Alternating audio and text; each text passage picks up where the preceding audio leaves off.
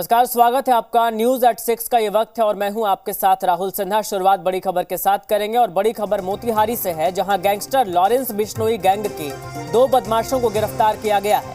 Motihari police ने दोनों को रक्सौल से गिरफ्तार किया है।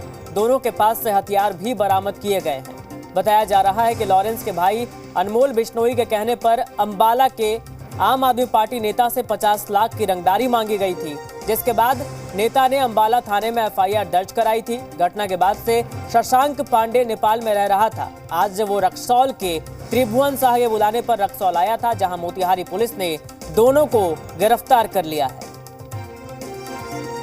तो ये बड़ी खबर मोतिहारी से, जहां गैंगस्टर लॉरेंस बिश्नोई गैंग के 2 बदमाशों को गिरफ्तार किया गया है। दरअसल आम आदमी पार्टी के नेता से 50 लाख की रंगदारी मांगी गई थी, जिसके बाद पुलिस ने एफआईआर दर्ज की और आज शशांक पांडे जो नेपाल में रह रहा था, वो रक्सौल के त्रिभुवन शाह के बुलाने पर रक्सौल आया, जिसके बाद पुलिस ने दोनों को दबोच लिया।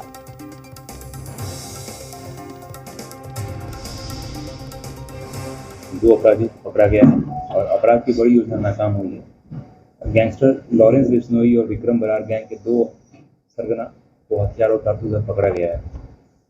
22 अक्टूबर को सूचना प्राप्त हुई थी कि गैंगस्टर लॉरेंस बिश्नोई और विक्रम बरार ग्रुप का सक्रिय अपराधी हथियार सहित रक्सौल थाना अंतर्गत किसी घटना को अंजाम देने के लिए एकत्रित हुआ है। सूचना मिलते ही एक टीम का गठन किया गया था, जिसमें एएसपी सदर राज और श्री धीरेन्द्र कुमार एसडीपीओ रक्सौल थे। इस टीम में इंस्पेक्टर नीरज कुमार थानाध्यक्ष रक्सौल और डीआईयू से ज्वाला कुमार सिंह अखिलेश मेहुल, रामगढ़वा थाना प्रभारी इंस्पेक्टर रंजीत पासवान और इन सभी ने काफी कुशलतापूर्वक इन 2 अपराधियों को पकड़ा है।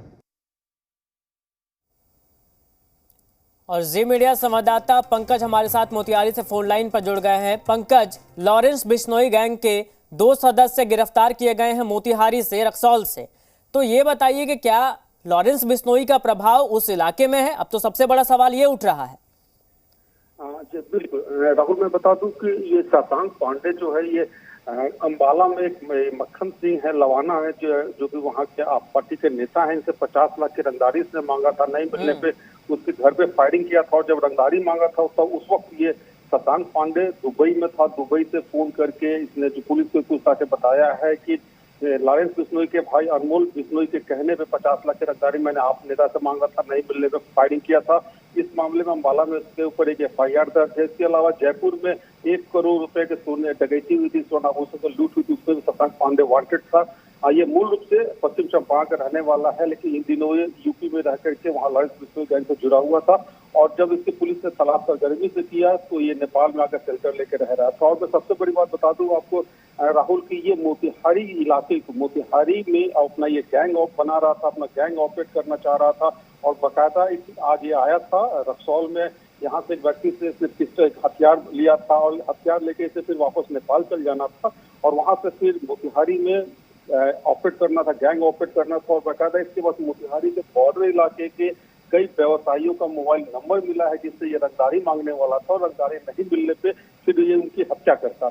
एक तो कह सकते हैं कि एक बड़ी वारदात को मोतिहारी पुलिस ने होने से रोक दिया है। और निश्चित तौर पर ये प्रभाव क्षेत्र, अगर इसकी गिरफ्तारी नहीं होती तो इन इलाका में लॉरेंस बिश्नोई जैसे कुख्यात अपराधियों का भी एंट्री हो जाता और कहीं ना कहीं मोतिहारी पुलिस या बिहार पुलिस के लिए बहुत बड़ी चुनौती बनता है ये। जी पंकज, आप बता रहे हैं कि उस इलाके में वो अपना गैंग बना रहा था, कुछ सदस्यों को जोड़ने की कोशिश कर रहा था और पूरी प्लानिंग थी कि व्यवसायियों को टारगेट पर लेना है, फिरौती मांगनी है, रंगदारी मांगनी है। तो क्या कुछ और सदस्यों के नाम सामने आ रहे हैं, ऐसी कोई खबर है? मैं बता दूं कि जब इसकी गिरफ्तारी, सबसे पहले मैं बता दूं अपने दर्शकों के लिए राहुल, इसकी गिरफ्तारी कैसे हुई।